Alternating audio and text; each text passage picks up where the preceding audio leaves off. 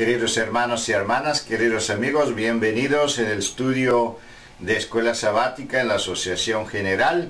Tenemos una lección muy importante para estudiar hoy, la libertad de conciencia amenazada. Es una continuación de serie de lecciones, eventos de los últimos días. También estamos juntos otra vez con nuestra querida hermana Raquel. Bienvenida, Raquel. Con ayuda de Dios queremos empezar nuestro estudio con una oración en silencio.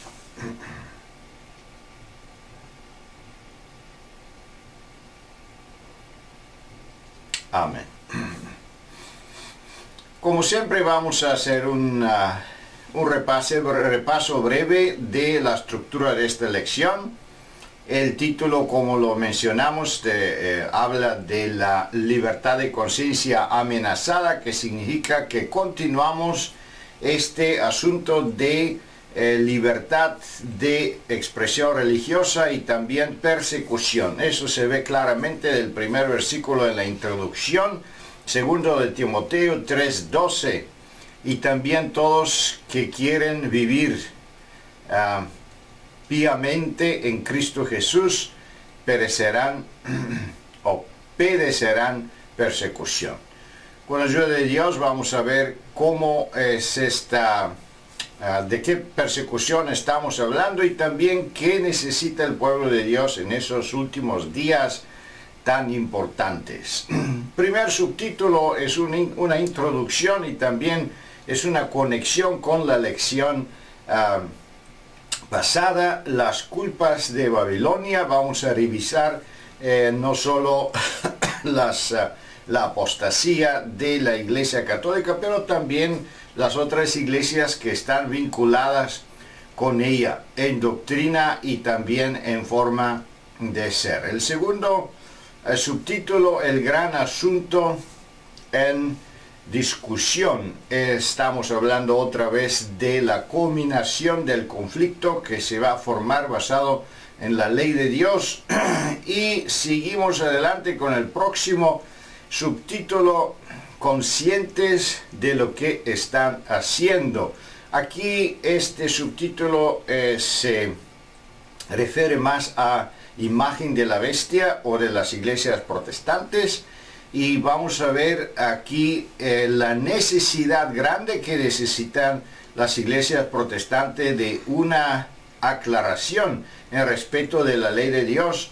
Y aquí viene también punto número 5, que en mi punto de vista es un punto central en esta lección, porque está hablando de nuestra responsabilidad como nuestro deber como pueblo de Dios.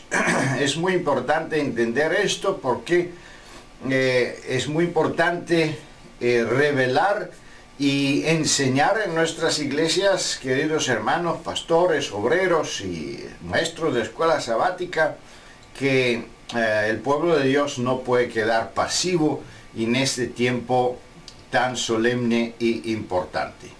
Seguimos adelante con el próximo subtítulo, la ley dominical muy pronto será promulgada, y aquí se dice por qué y cómo y qué tipo de excusa van a usar los legisladores cuando imponen esta ley dominical.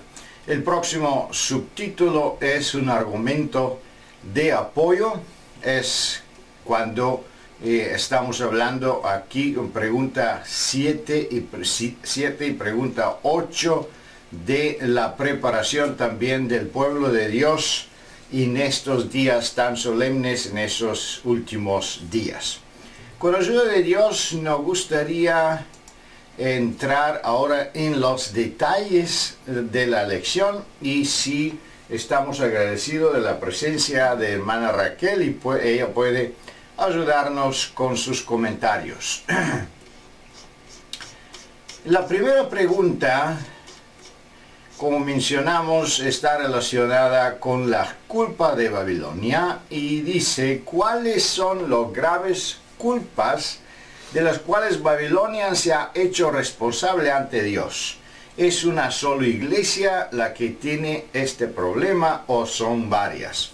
Es una pregunta muy importante. Tenemos varios versículos y cada versículo contribuye con mucha información. Debemos ser cuidadosos a no pasarnos el tiempo porque es muy rica la pregunta y se puede comentar mucho. Bienvenida, Raquel. Gracias. Creo que es importante en esta pregunta primero entender qué es Babilonia, cuándo lo encontramos por primera vez. Sabemos que en Génesis encontramos ya este término, Babilonia, como una ciudad fundada por Nimrod, descendiente de Cam, hijo de Noé. Después también la relación con el mismo término en cuanto a la Torre de Babel, y ahora sí básicamente el término confusión, mientras que el anterior simbolizaba, aunque sea en perspectiva pagana, puerta de los cielos. Pero este último término, confusión, es el que ha prevalecido y el que de hecho se ha mantenido constante a lo largo de las profecías y las descripciones bíblicas hasta este momento en que llegamos a Apocalipsis. Aquí tenemos 3 capítulos del último libro de la Biblia, sea Apocalipsis 14, 17 y 18, en que en los 3 se menciona el término Babilonia. Sin embargo, necesitamos estos 3 para poder tener la referencia completa y la panorámica bíblica que necesitamos para contestar adecuadamente esta pregunta. En primer lugar, se nos cuestiona cuál es el elemento de culpa o de culpas, en este caso es plural. Bien, el primer elemento que encontramos en el segundo mensaje angélico está relacionado a el vino del furor de su fornicación. El hecho de que el Señor usa como símbolo un líquido es muy significativo, porque si derramamos un vaso de agua nos damos cuenta con cuánta rapidez y fluidez se distribuye el líquido. Por eso es un elemento muy aplicable a esta situación, la distribución de doctrinas falsas. El hecho de que este líquido esté fermentado y que produce ebriedad, de acuerdo a Apocalipsis 17, nos confirma que es un líquido que ha sido procesado, así que ya no es más el líquido puro del mosto o el jugo de uva tal cual, sino que ha sido procesado humanamente. Ya no es la verdad pura la que se distribuye mundialmente y rápidamente, sino que incluye elementos que perturban la mente, cambian el comportamiento y pervierten toda la sociedad, lo cual produce como tal esta bebida fermentada, que es esa doctrina pervertida, y lo hace a distintos niveles, tal como nos lo explica claramente estos versículos. Está relacionada esta doctrina, modo de pensar y comprensión equivocada tanto a los niveles de dirección gubernamental como también de dirección religiosa. Influye todo el mundo económico, porque también incluye a los mercaderes y a los reyes como instituciones gubernamentales, y además a toda la población mundial en su generalidad. Porque ocurre sobre muchas aguas, así que sobre toda tribu, lengua, pueblo y nación. Así que por una parte encontremos la universalidad de las distribuciones doctrinales apóstatas, pervertidas y mentirosas, pero además de eso se nos habla de una pluralidad, porque tenemos en Apocalipsis 17 a la gran ramera, pero después tenemos también a sus hijas. Y cuando consideramos la caída de Babilonia, que es el cristianismo apóstata, en Apocalipsis 17, de hecho en Apocalipsis 14, con el segundo mensaje angélico, sabemos que se está hablando del protestantismo apóstata, lo cual quiere decir que no es únicamente un grupo religioso específico, sino que es un grupo religioso diversificado. Tenemos el espiritismo, el protestantismo, el catolicismo, y todos ellos con las mismas características y doctrinas apóstatas comunes. Muchas gracias, Raquel, es interesante. También me gustaría comentar algunos detalles en esta pregunta. El primer versículo en Apocalipsis 14 dice: el furor de su fornicación.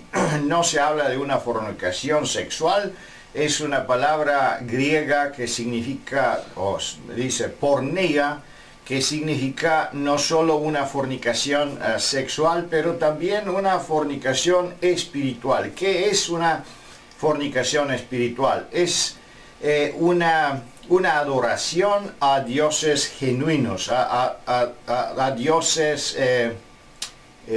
¿cómo se llama? No genuinos, dioses ajenos, a dioses ajenos, ídolos, con otras palabras.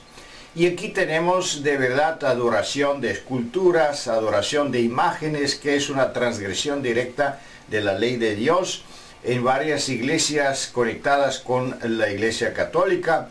Y en el otro, y de otro punto de vista, también la adoración del domingo es una adoración, una fornicación espiritual relacionada con la ley de Dios y la adoración genuina que es el sábado. También en Apocalipsis 17 se habla más claramente de la gran ramera.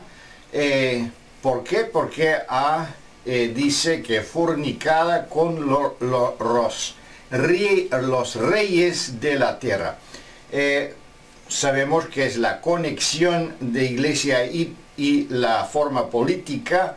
Entonces se hacen compromisos espirituales o compromisos religiosos para beneficiar el sistema político de uno u otro país. Entonces eso también se considera directamente una transgresión de la ley de Dios, una fornicación. ¿Por qué? Porque prácticamente la autoridad civil se exalta más alto que la autoridad divina. Y también en Apocalipsis 18 tenemos más palabras que describe la apostasía de esas iglesias, que dice también que vamos a ver, porque todas las gentes han bebido del vino de furor de fornicación, los reyes de la tierra.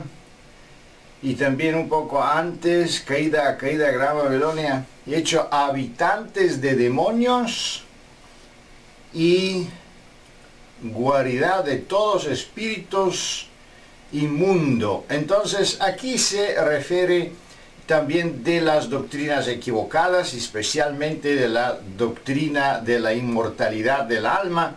Tenemos este tema como prácticamente como la predicación primera del diablo en esta tierra, diciendo a Adán y Eva que no morirán. También las iglesias protestantes siguen con la misma doctrina, especialmente cuando se refiere de la ley de Dios, diciendo que seguir pecando no va a obstacular, por ejemplo, su salvación. Vamos a salvarnos solo por fe y la obediencia no tiene ningún papel en el plan de salvación en este caso.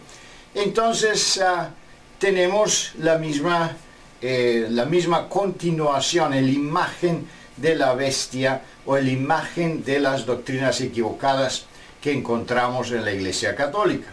En lo mismo tiempo debemos entender que la doctrina y las organizaciones caídas siguen en su rumbo, pero hay muchos miembros sinceros que de ninguna manera merece la misma,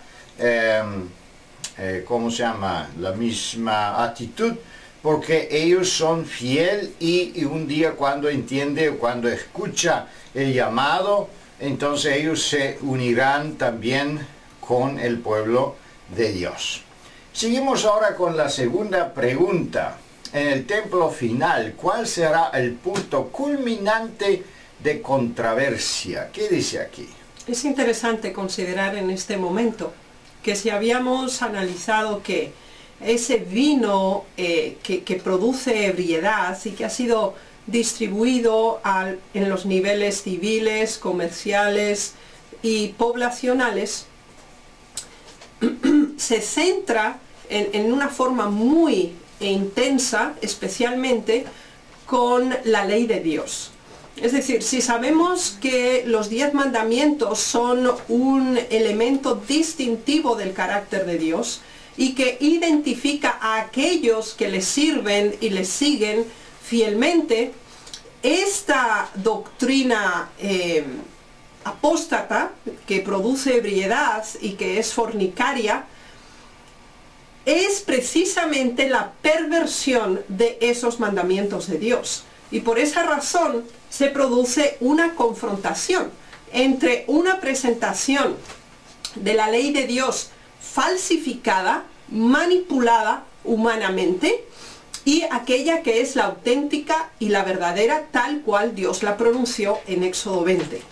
Y dentro de ese contexto de la ley de Dios, específicamente ahora el cuarto mandamiento también resurge con una intensidad mayor precisamente por la supremacía que se le da al primer día de la semana como día de adoración a Dios. Así que de todo el conjunto de doctrinas equivocadas, estas se enfocan en la ley de Dios y específicamente en el cuarto mandamiento. Así que estos son elementos de identificación que enmarcan uno u otro grupo humano de acuerdo a su lealtad a uno u a otro direccionamiento o pauta religiosa.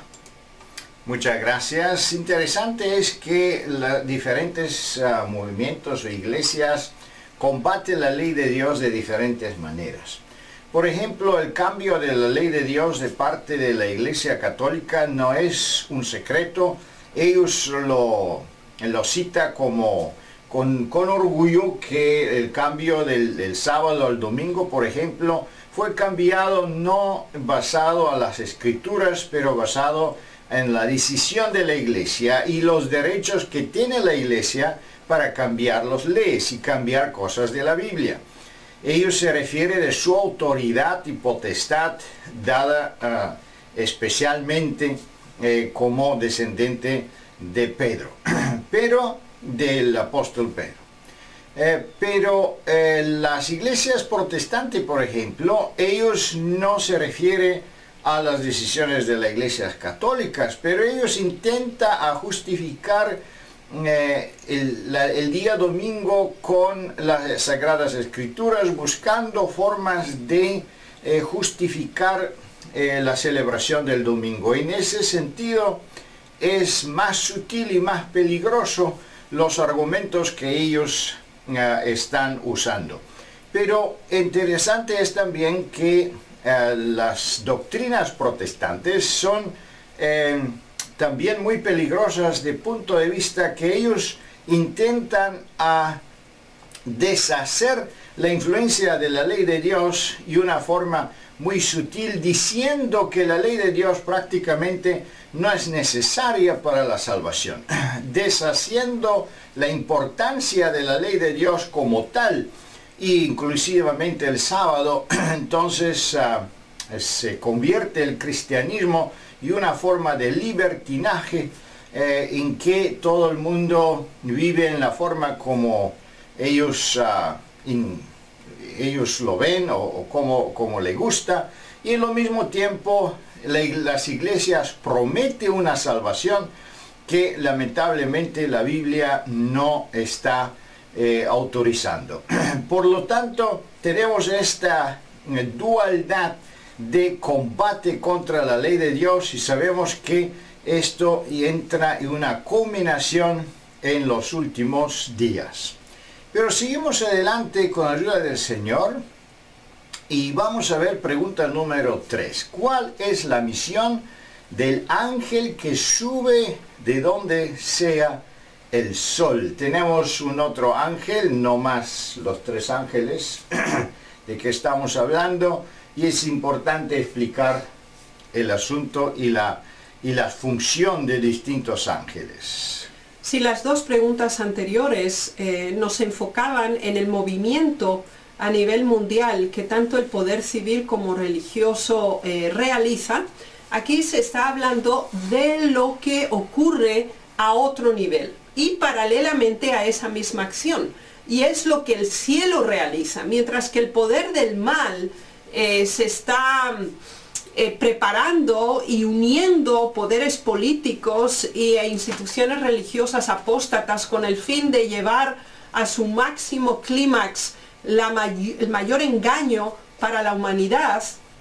Al mismo tiempo Dios está obrando y Dios tiene un plan al respecto, y eso lo encontramos descrito aquí en Apocalipsis capítulo 7, cuando se habla del sellamiento.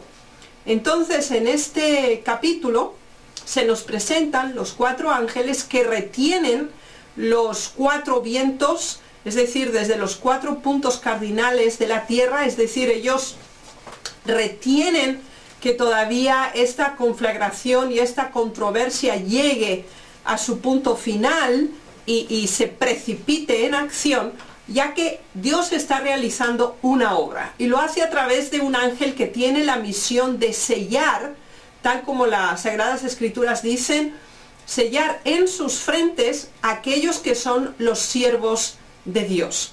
Así que mientras se están identificando por una parte aquellos que siguen una confesión religiosa apóstata, también se está realizando una identificación de aquellos que siguen el camino que el Señor ha identificado con la pureza de su verdad y la observancia de la ley de Dios a través de su poder. Así que son 2 momentos que actúan paralelamente. Por una parte es la identificación de aquellos que van a elegir y eligen un camino equivocado, y de aquellos que también se están orientando en la forma correcta, y el Señor hace que las señales de los tiempos se posterguen o se lentifiquen, porque todavía aquellos que van a ser sellados no lo están. Muchas gracias. Interesante aquí es el testimonio. Las primeras líneas del testimonio dice claramente: los israelitas colocan sobre sus puertas una señal de sangre para mostrar que pertenecían a Dios. Los hijos de Dios en este tiempo también llevarán la señal de Dios ha establecido.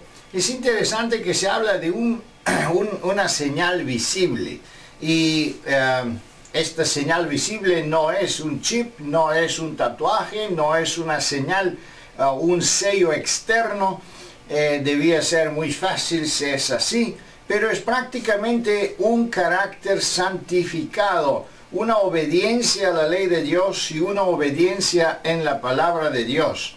Es importante entender eso porque surge mucha información por internet hablando de un chip electrónico de que se coloca en la mano de la humanidad para controlarlo.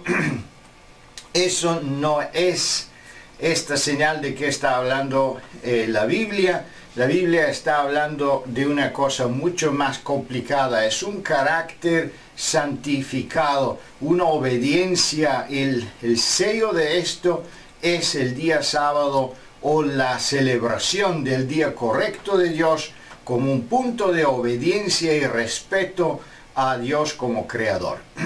Con la ayuda de Dios queremos también proceder con la próxima pregunta 4.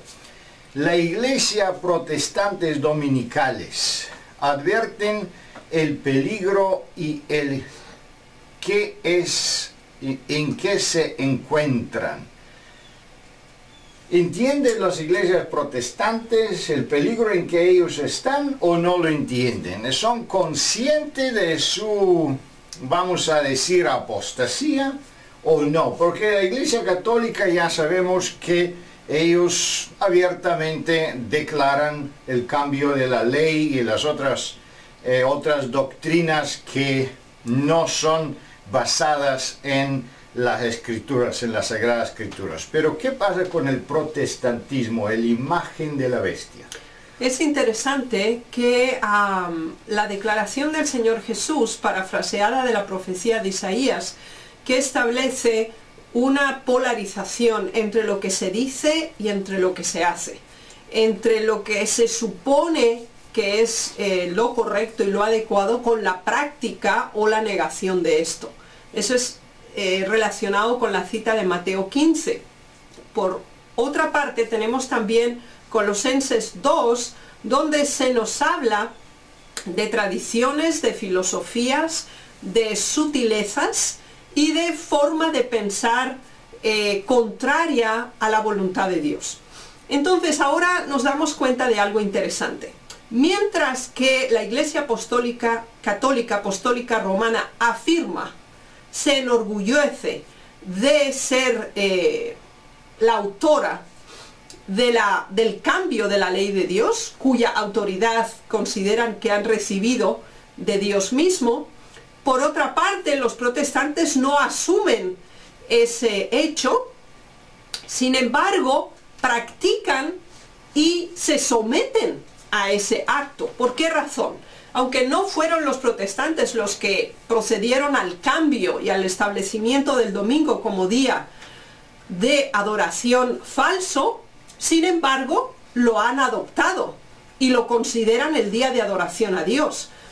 Considerando también la inmortalidad del alma, que ellos también lo adoptaron de la Iglesia Católica Apostólica Romana y muchos otros elementos. Los protestantes siempre a su vez se han enorgullecido de ser aquellos que luchan por las libertades y respetan también, en este caso concreto en relación a nuestro tema, la libertad de conciencia. Recordemos que el protestantismo era la religión mayoritaria en el tiempo del surgimiento de la bestia que sale de la tierra y se caracterizó precisamente por este elemento de tolerancia y de diversidad de credos sin ningún tipo de contrariedad. Así que los protestantes como institución, aunque se someten a Roma como institución religiosa, no son conscientes de que están haciendo esto y que de hecho son totalmente dependientes de esta mayor o macro institución religiosa. Y esto es lo que lo hace especialmente engañador el pensamiento, ya que consideran que propiamente se identifican con las libertades, con los respetos a las diversas religiones, culturas, razas, etc., cuando en realidad, uniéndose con este otro poder, que es avasallador, opresor y pervertidor de la verdad, siguen exactamente en el mismo camino, sin pensar que se llegará el momento en que nieguen los propios elementos que los identificaron como protestantes. Es decir, no protestarán, se someterán tal como están actualmente realizando a través de los vínculos y los enlaces ecuménicos. Muchas gracias. Prácticamente los miembros o un número muy grande de miembros protestantes no están conscientes del peligro en que ellos se encuentran. Ellos siguen su forma de adoración, confían en la iglesia, confían en las doctrinas y las predicaciones de los pastores. En el contrario, muchos de los líderes de esos movimientos sí están conscientes del cambio doctrinal que existe dentro de la iglesia. Por ejemplo, la pérdida de identidad. Por ejemplo, hay varias iglesias protestantes que pidieron oficialmente perdón de la Iglesia Católica por hacer obra proselitista y evangelizando a los católicos. En contrario, muchos de los miembros protestantes consideran hasta la Iglesia Católica como no cristiana. Entonces entendemos que hay una dualidad muy grande y por eso debemos también entender este asunto y actuar con respeto y con mucha prudencia y cuidado cuando hablamos con miembros de esas iglesias protestantes, así como también miembros de la Iglesia Católica, porque muchísimos de ellos son inconscientes del peligro en que ellos están y también tienen una actitud muy sincera hasta en la religión. Más claro en ese sentido entendemos nuestra responsabilidad como pueblo de Dios, y aquí entramos en la pregunta número 5. ¿Cuál es nuestro deber como hijos de Dios en ese tiempo solemne cuando se acercamos a la ley dominical y la limitación de practicar las cosas de nuestra conciencia? Aquí nos estamos centrando no en lo que otros hacen, no la labor que el mal realiza sobre la tierra, sino que estamos hablando de aquellos que están viviendo esta situación y representan y predican la verdad. Ahora, ¿cuál debe ser la actitud que cada uno de nosotros debe tener? El primer lugar es una actitud de vigilancia, de observación y de cuidada atención. Y esto se expone claramente por medio del uso del término atalaya. El atalaya tiene la obligación de estar despierto, tiene el deber de vigilar, observar detenidamente todo alrededor, ser consciente de todo lo que acontece y de lo que puede convertirse en un peligro para la ciudad a la cual debe alertar antes de que el peligro sea ya un hecho. Bien, entonces el primer elemento es la actitud de estudio, observación, conciencia y conocimiento de la realidad presente. Pero eso no es todo, sino que debemos estudiar cuidadosamente y escuchar la palabra de Dios. Mientras que por una parte la palabra de Dios nos permite conocer el cómo, el cuándo, el por qué del momento en que vivimos, tenemos que permanecer en esa conexión permanente de escucha acerca de la voluntad de Dios. Pero eso no es todo. Además de la actitud personal, de la conexión personal con Dios, tiene que haber un tercer nivel de responsabilidad y es en relación a los demás. Es decir, debe comunicarse, 1, lo que se sabe, 2, lo que se descubre y 3, avisar acerca del peligro. Así que nos encontramos en una tridimensionalidad de deberes. Es deber nuestro mantener una estrecha, profunda relación con Dios, siempre prestos para escuchar lo que el Señor tiene para decirnos, al mismo tiempo conscientes y vigilantes de todo lo que ocurre alrededor, es decir, todos los movimientos religiosos, todas las circunstancias y conexiones políticas, religiosas que se están dando en nuestra sociedad actual. Pero además de eso, nosotros tenemos que proyectar hacia los demás y avisar de lo que está aconteciendo. Así que es tripartito el deber que debemos desarrollar cada uno de nosotros. Y aquí se nos habla de algo muy significativo. El Señor no nos hace responsable de lo que los demás pueden hacer cuando se les comunica la verdad. Por eso se nos habla de 2 casos. Se nos dice, bueno, si nosotros sabemos, si somos conscientes de lo que está ocurriendo y no advertimos, ¿qué ocurre? La persona desconoce lo que acontece y posiblemente va a seguir en su camino del error. Pero la condenación que recibe la persona por sus propias obras nos hace copartícipes por no haber intervenido en el camino y haber comunicado la verdad. Entonces, este elemento es fundamental, inclusive cuando la persona recibe, cambia y reorienta su dirección porque se alarma y reconoce la gravedad de la situación por la comunicación que se le ha hecho. Gracias a Dios esa acción se ha dado. Así que tenemos ambas opciones, los que van a aceptar, los que no van a aceptar, y los que no aceptan porque no se les informa o porque voluntariamente deciden no hacerlo. En ambos casos no se nos hace responsables de esa acción porque la persona tiene la libertad de conciencia, la libertad de decisión de aceptar o rechazar. La responsabilidad que cae sobre nosotros es cuando nuestro deber hacia los demás no se cumple. Muchas gracias. La Atayaya prácticamente tienen un privilegio que están también en un lugar más alto que los otros, además, dentro de la ciudad. También los vigilantes pueden ver más lejos que los otros y por eso tienen el deber de advertir el pueblo cuando vienen las amenazas.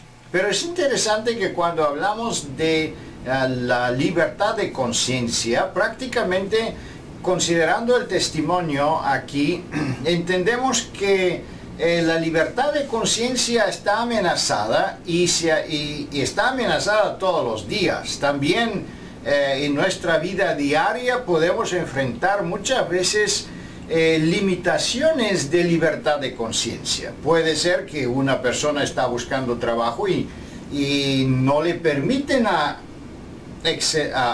acceso de este trabajo por sus principios religiosos, porque no trabajan el sábado, porque nuestros niñas, por ejemplo, tienen un vestuario diferente en las escuelas, ya se presenta un problema, ellos sufren casi una persecución en las escuelas públicas, y todo eso es una lucha contra la libertad de la conciencia religiosa. También saludar la bandera de varios países, casi todos los países tienen esa costumbre, y si no lo hacemos, también es un asunto que puede ser una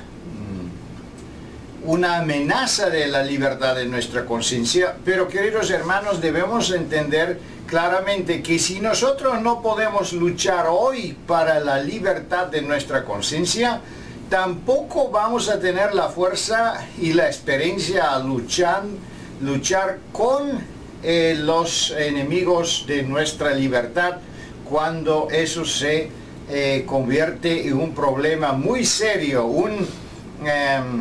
una ley federal de Estados Unidos que también se convierte en no solo una ley de Estados Unidos, pero una ley internacional, porque muchos, casi todos los países lo adoptan muy pronto después de esto.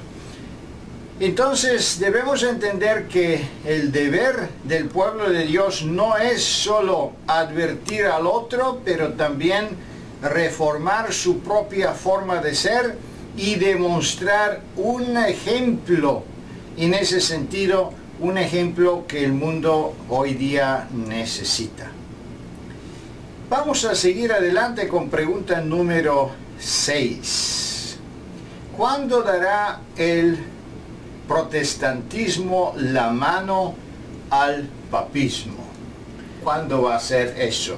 Prácticamente está hecho, pero vamos a ver qué pasos más estamos esperando.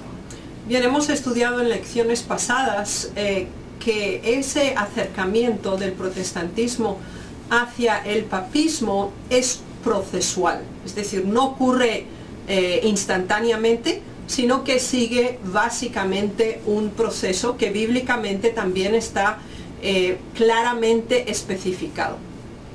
Recordando de nuevo los versículos que ya estudiamos en Apocalipsis capítulo 13, nos damos cuenta que esta imagen de la bestia, que es el protestantismo, recibe vida, es puesta de nuevo en la palestra, se le da una importancia significativa a través de un poder civil, como en este caso específico es los Estados Unidos de América, la bestia que sale de la tierra.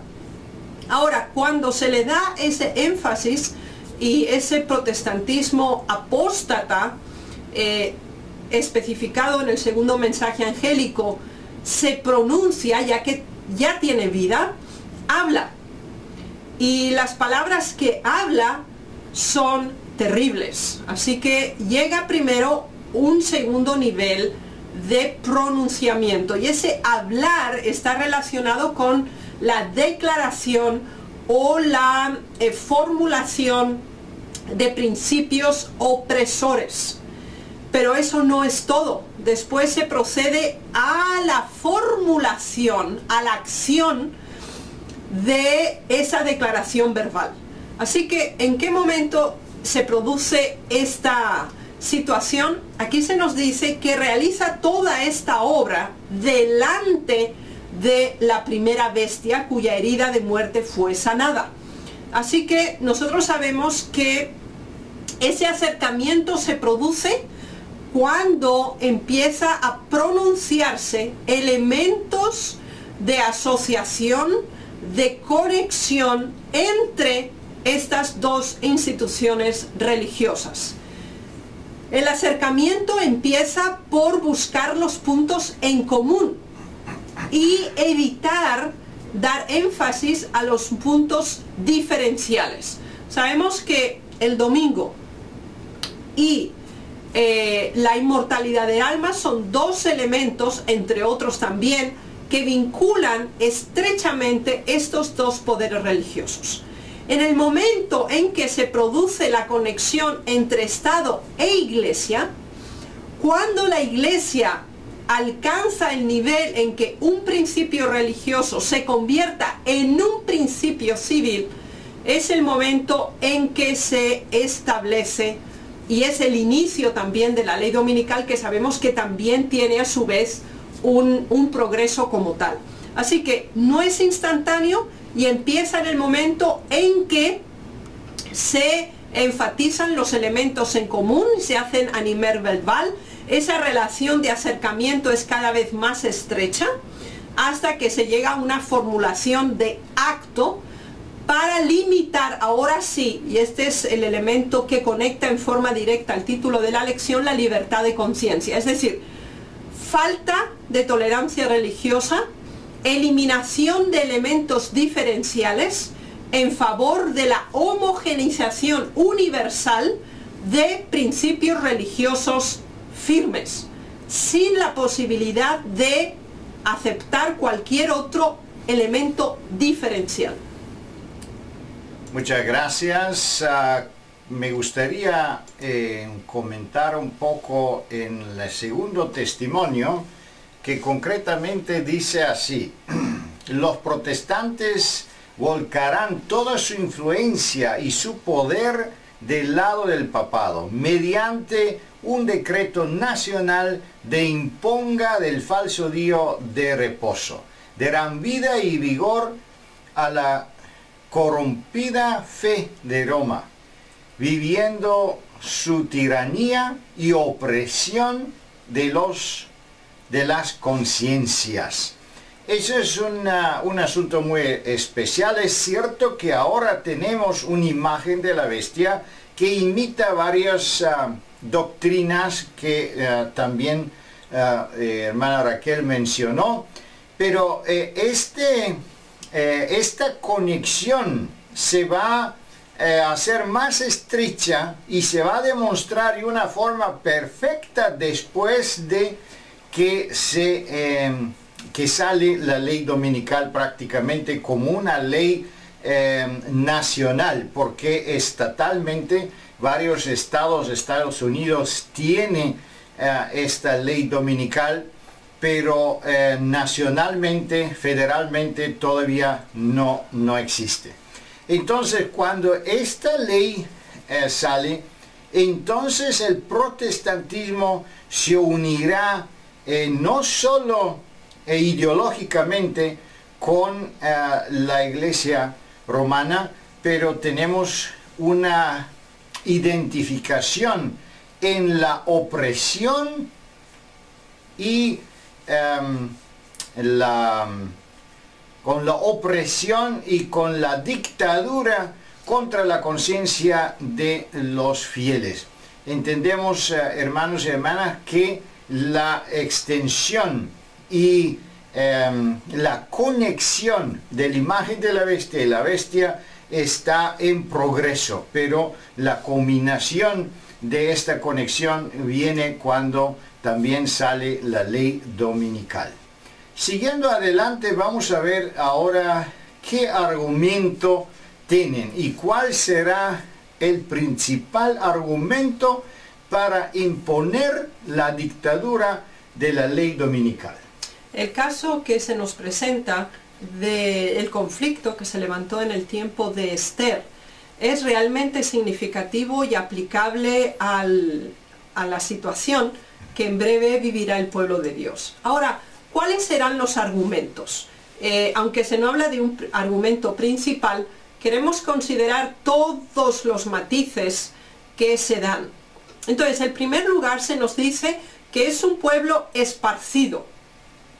Es un pueblo que está en todo lugar, así que tiene una diversificación completa en los diversos continentes. Así que no se trata de un grupo humano aislado en un lugar geográfico específico, sino que es un grupo humano que tiene representación continental y que ahora se identifica porque tiene elementos diferenciales en cuanto a los demás, en cuanto a la mayoría. Y recordemos el versículo porque dice, y sus leyes son diferentes de las de todo pueblo.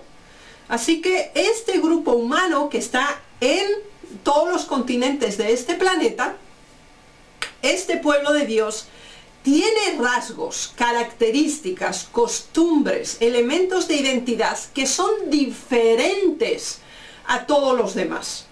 Pensemos que el principio que establece la ley dominical es que no haya diferencia, que todos crean, que todos hagan y que todos piensen de la misma manera. Ahora, este grupo humano que es el pueblo de Dios tiene elementos que no son comunes a todos. Uno, vestuario, alimentación, creencia, modo de adoración a Dios, actitud ante las autoridades, etcétera, etcétera. Así que todos esos elementos diferenciales son una razón para justificar la eliminación de este pueblo que no respeta lo que todos ya han aceptado. Pero hay todavía más elementos. Dice, no observan las leyes del rey. Es decir, es un pueblo que cuando las leyes civiles se colocan por encima de la ley de Dios en forma opresiva y aniquiladora, actúan y rechazan esa autoridad. Recordemos que en este año se va a celebrar el centenario de esa acción en contra de un poder civil opresor, como ocurrió en la Primera o en la Segunda Guerra Mundial y en otras conflagraciones bélicas que se han realizado desde entonces. No es que se actúe rebeldemente en contra de la autoridad civil, sino que simplemente se coloca la autoridad divina sobre la autoridad civil cuando ésta se confronta con la misma. El otro elemento significativo es, y al rey no le viene provecho de dejarlos. Es decir, el hecho de que crean diferente, vivan diferente, y consideren a Dios con una autoridad superior a cualquier institución religiosa o institución civil, implica un riesgo para la autoridad civil, porque no sigue fielmente y no se somete a lo que todos hacen. Por esa razón es tan importante mantener los elementos diferenciales, hermanos. Y esta sección tiene que enfatizarse especialmente porque la libertad de conciencia es amenazada en el momento en que la humanidad no tolera la diferencia. Ese es el elemento trágico. Y la diferencia se da en cuanto a la ley de Dios. Si hoy nosotros como pueblo, como individuos, no somos capaces de dar un paso al frente en nuestro diario vivir, en las circunstancias que nos toca enfrentar, que requieren fidelidad por nuestra parte. Perdón, el profeta nos dice, si no anduvimos con los de a pie, ¿cómo andaremos a la par de los que cabalgan? ¿Qué quiere decir esto? Que el Señor nos ayude a mantener la diferencia en lo que respecta a la fidelidad de Dios, a los elementos distintivos ante el mundo de un pueblo que representa la pura verdad, no una verdad manipulada humanamente, no falacias y filosofías vanas, sino la verdad pura tal cual es en Dios. A eso hemos sido llamados como pueblo. Y hemos sido llamados como pueblo y nuestra justificación de existencia es de hecho la elevación de la ley de Dios sobre toda circunstancia y en todo momento. Y esos elementos distintivos deben enfatizarse, no de una manera radical y fanática en relación a otros grupos religiosos, sino simplemente como los elementos que fundamentan la verdad en Dios. Muchas gracias, Raquel.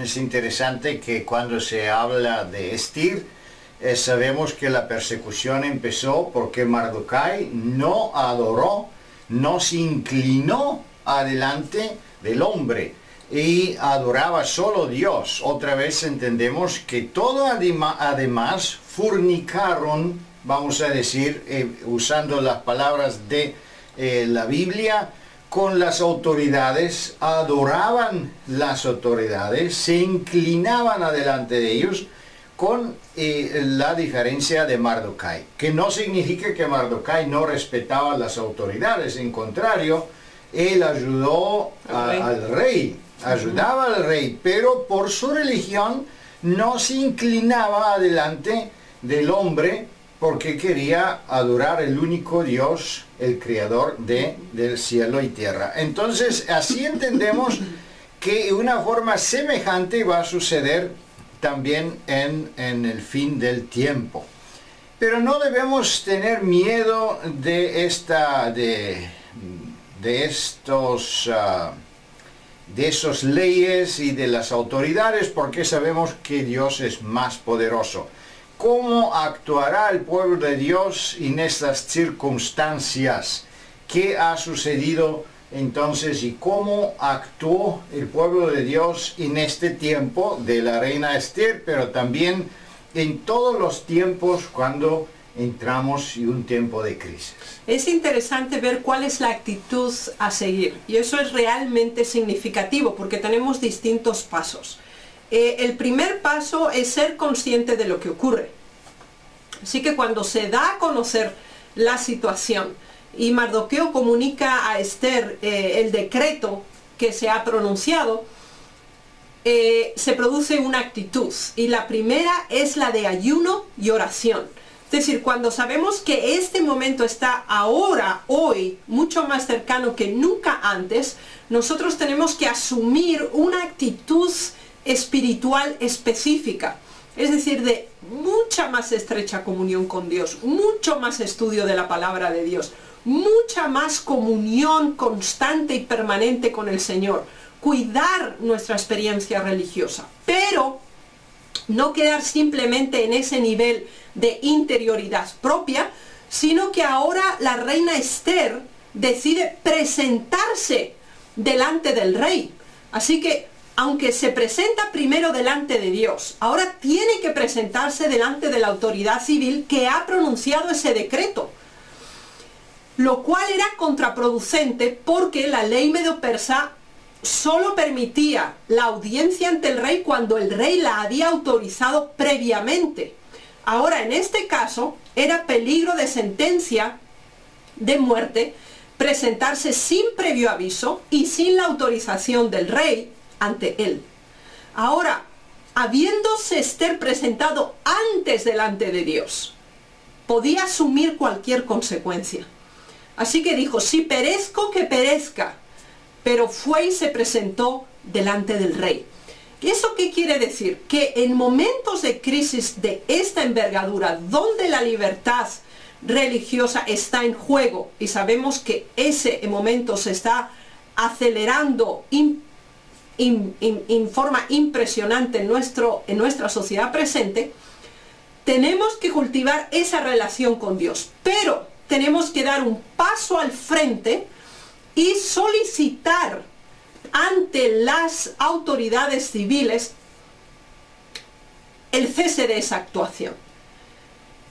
Y si eso no se da, hay que dar testimonio. Hay que presentar qué es la verdad, cuáles son los derechos inalienables de todo ser humano de poder tener la capacidad de decidir, de elegir y de vivir su vida religiosa en plena libertad. Ahora, eso no fue todo. Después de presentar ante las autoridades civiles lo que creemos delante del Señor, debemos ahora proceder a hacer un frente común. Entonces, ¿qué ocurrió en ese tiempo? Todos los judíos se organizaron, establecieron un sistema de defensa en forma conjunta, todos aquellos fieles que querían defender la verdad. Así que, además de esa actitud individual, el pueblo de Dios se unirá como nunca antes en la defensa y en la presentación de la verdad, indistintamente de las consecuencias. Los fieles, entre los cuales queremos estar, y el Señor nos conceda esto en gracia, están dispuestos a perder propiedades, sus bienes, hasta su propia vida, pero enfrentar al enemigo de las almas y al opresor de las conciencias. Y sabemos también por la historia del libro de Esther que el Señor intervino en una forma especial y la victoria fue dada al pueblo de Dios. Del mismo modo, el Señor intervendrá en favor de su pueblo y de una forma espectacular a través de su segunda venida, la liberación final de su pueblo se dará. Muchas gracias. Debemos recordarnos que en otro tiempo de crisis esta misma situación se ha repetido. Por ejemplo, en el tiempo del gobierno nazi en Alemania, también tenemos asuntos muy semejantes de la persecución de los judíos. Y sabemos que nuestro pueblo también dejó mártires por preservar la libertad de su conciencia. Pero no solo los fieles fueron participantes de esta muerte de mártires, también tenemos muchos protestantes, hasta católicos, líderes de la Iglesia Católica que también protestaba activamente contra esta dictadura, y muchos de ellos perecieron también luchando por la libertad de su conciencia. Entendemos, hermanos y hermanas, que el tiempo de crisis va a producir un zarandeo y una separación en todas las iglesias. De todas las iglesias van a salir los fieles y unirse con el pueblo de Dios. Y lamentablemente vamos a observar que en el pueblo de Dios también, adventistas, muchos de ellos van a apostatar, se van a apartar por tener miedo a defender los principios genuinos, los principios bíblicos. Por eso debemos estar preparados espiritualmente para esos días de pruebas, esos días de zarandeo, pero también son días gloriosos, porque sabemos que cuando este tiempo de crisis se acerca, también se acerca el fin y la venida de nuestro querido Señor Jesucristo y la liberación final del pueblo de Dios, la resurrección o el cambio de nuestra naturaleza inglorificada y el encuentro tan deseado, en el encuentro con nuestro Señor Jesucristo y la entrada permanente en la vida eterna. Por eso no debemos temer nada, pero con mucho fervor y con mucha oración y ayuno debemos prepararnos. En lo mismo tiempo debemos entender que no hay seguridad en ningún otro lugar. No podemos pensar a escaparnos de una manera, física o de frontera, pero la preparación o el escape más seguro en ese tiempo de crisis es en la oración, es en acercamiento de Dios con nuestro Señor Jesucristo. Que Dios le bendiga, queridos hermanos y hermanas. Le deseamos un bendito sábado y disfrutan el estudio de la palabra de Dios. Amén.